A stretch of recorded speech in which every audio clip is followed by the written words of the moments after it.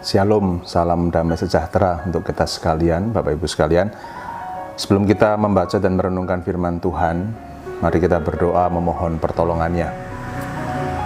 Bapa yang Maha Kasih, kami bersyukur untuk kesempatan yang kesekian kalinya Kau berikan buat kami membaca dan merenungkan firman-Mu. Kami sungguh rindu Tuhan memimpin baik hamba-Mu yang men-sharingkan kebenaran firman-Mu ataupun kami semua yang bersama mendengar dan memikirkannya. Berkati dan pimpin kami sehingga firman-Mu menjadi bagian dari kehidupan kami. Dalam nama Tuhan Yesus kami berdoa. Amin. Bapak Ibu sekalian, perenungan firman Tuhan pada saat ini akan didasari dari kitab Pengkhotbah pasal yang ke-7, ayat yang ke-8 dan yang ke-9. Kitab Pengkhotbah pasal yang ke-7, ayat ke-8 dan ke-9 yang berbunyi begini. Akhir suatu hal lebih baik daripada awalnya.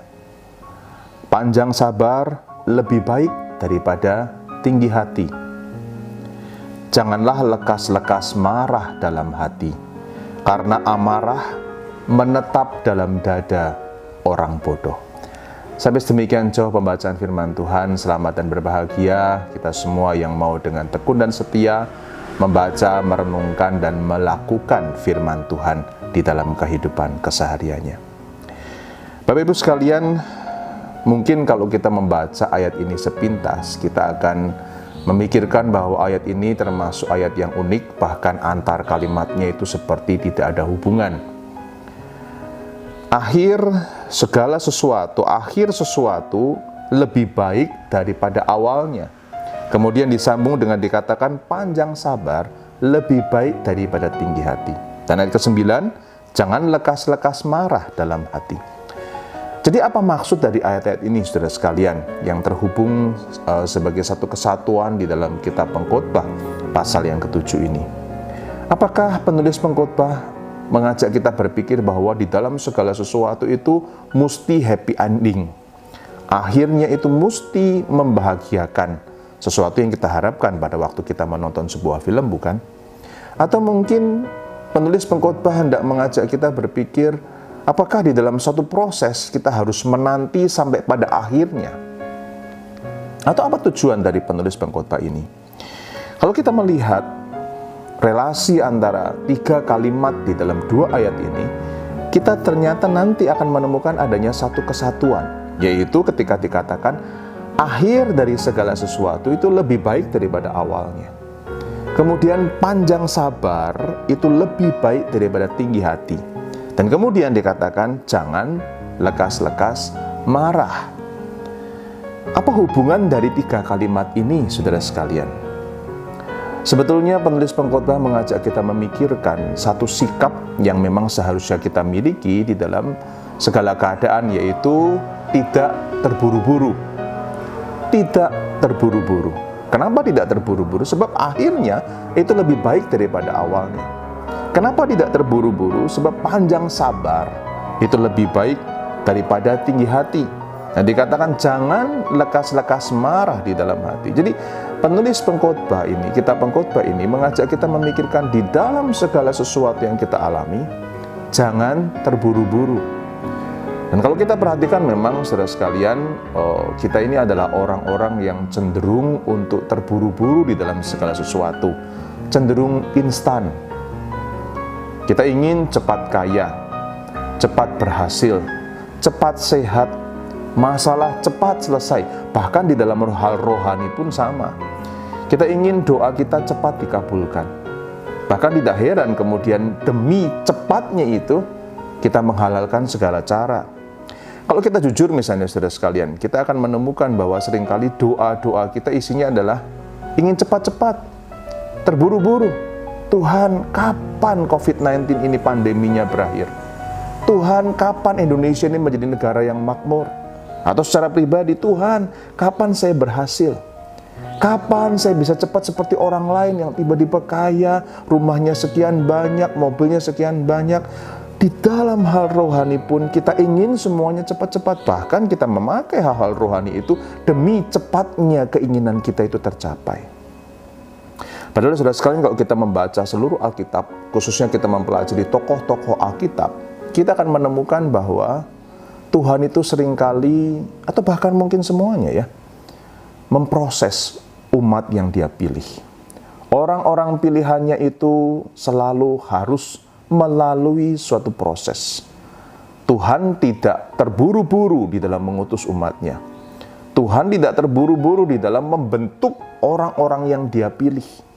Mereka bukan orang-orang yang tiba-tiba baik, tiba-tiba berhasil, tiba-tiba taat, tiba-tiba setia. Tidak.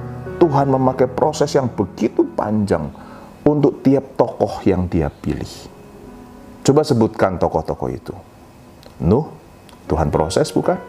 Abraham, Musa, atau sebelumnya kembali pada Yakub, Yusuf, kemudian tokoh yang lain seperti Yunus, Elia. Semua itu mesti melalui proses. Begitu pula tokoh-tokoh perjanjian baru seperti Rasul Petrus, Rasul Paulus, Yohanes Markus, Thomas. Semua orang itu mesti melalui satu proses. Dan kitab Pengkhotbah mengatakan bahwa di dalam proses itu, akhirnya itu pasti lebih baik daripada awalnya setelah melalui proses. Dan ketika kita menjalani proses itu, maka kita perlu memiliki sifat panjang sabar, tidak lekas marah. Nah, saudara sekalian, kalau kita melihat di dalam keseharian kita pun, kita akan menemukan begitu banyak orang berhasil di dalam bidang mereka masing-masing setelah melewati proses yang panjang. Contohnya olahragawan, kita bisa menyebutkan nama-nama olahragawan yang terkenal di seluruh dunia. Dan coba perhatikan biografi mereka. Mereka adalah orang-orang yang lewat proses, bahkan mendisiplin diri, menahan diri, melatih diri sedemikian rupa, sampai memiliki skill, kemampuan seorang olahragawan yang lebih unggul daripada rata-rata. Yang memiliki tingkat manajemen kemampuan mengendalikan diri lebih daripada orang biasa.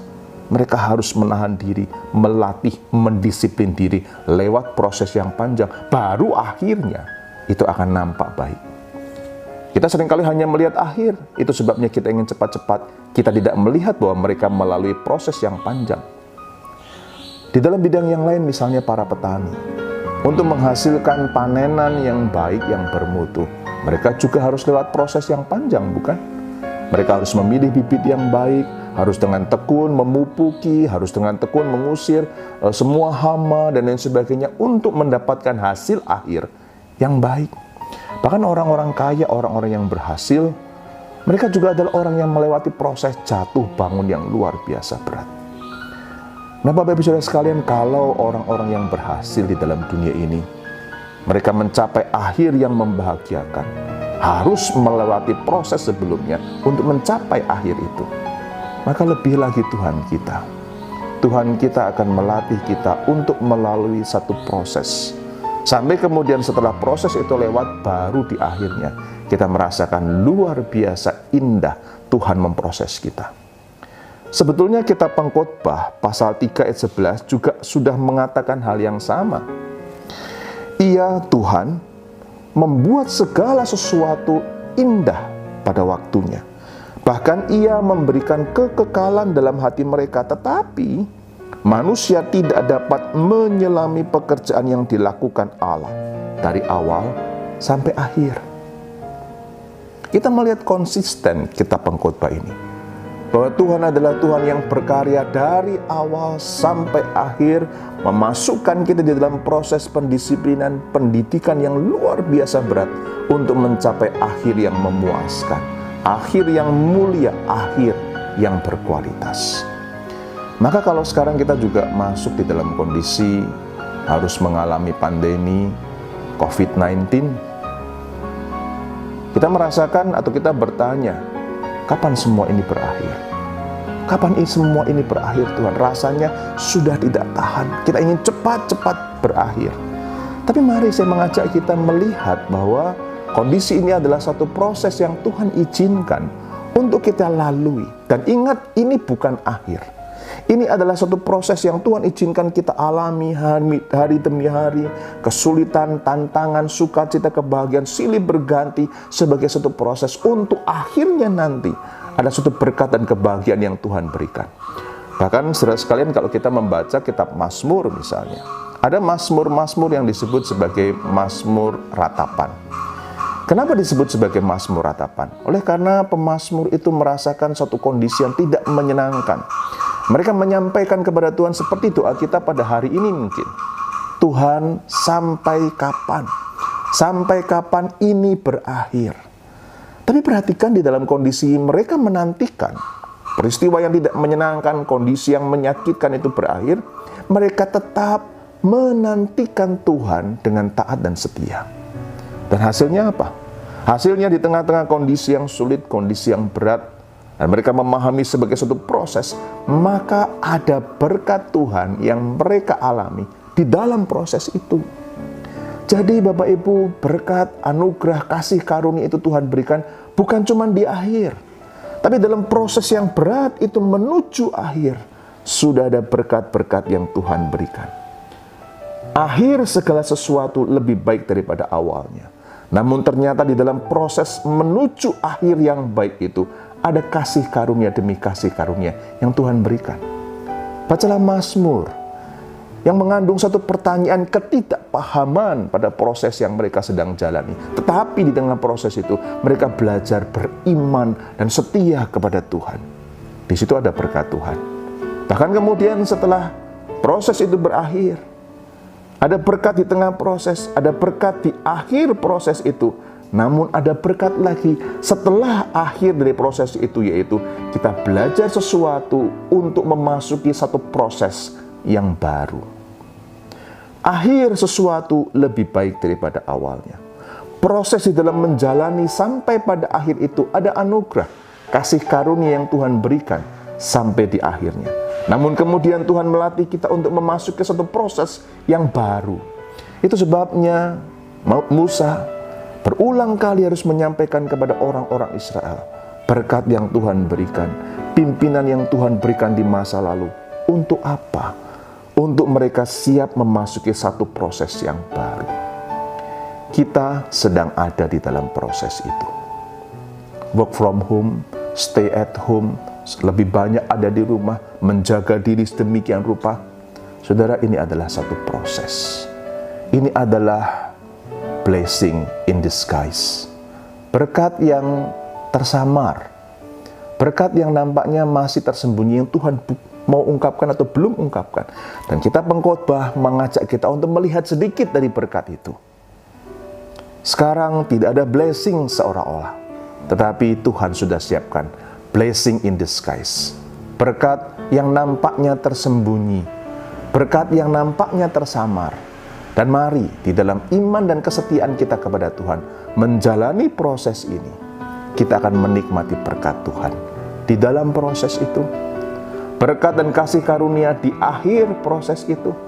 Berkat dan kasih karunia di proses yang berikutnya. Bukankah tiap waktu akan menjadi keindahan? Bukankah itu rencana Tuhan dari awal sampai akhir hidup kita? Dan di sana menanti kasih karunia demi kasih karunia Tuhan bagi kita sekalian. Mari, banyak blessing in disguise. Dan mari kita berdoa dan setia kepada Tuhan sampai berkat itu dibukakan. Dan kita menikmati proses ini. Kita menikmati akhirnya. Kita menikmati proses berikutnya. Amin. Mari kita berdoa sekali lagi. Bapa yang Maha Kasih, Engkau sedang memproses kami dan Engkau tahu seringkali kami tidak tahan, tidak sanggup di dalam proses ini. Tetapi kami berdoa kiranya Tuhan terus memberi anugerah, agar di dalam proses ini kami melihat, menikmati dan mengalami blessing in disguise, berkat kasih karunia yang tersamar, yang nampaknya tersembunyi. Dan ketika proses ini berakhir, kami akan mengalami, oh indahnya Tuhan memproses kami.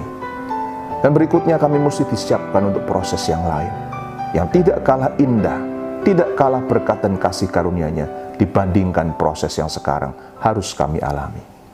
Anugerahi kami dengan iman dan kesetiaan kepadamu Tuhan, agar di dalam kondisi apapun kami menjadi berkat untuk kemuliaan nama-Mu. Terima kasih, di dalam nama Tuhan Yesus kami berdoa. Amin.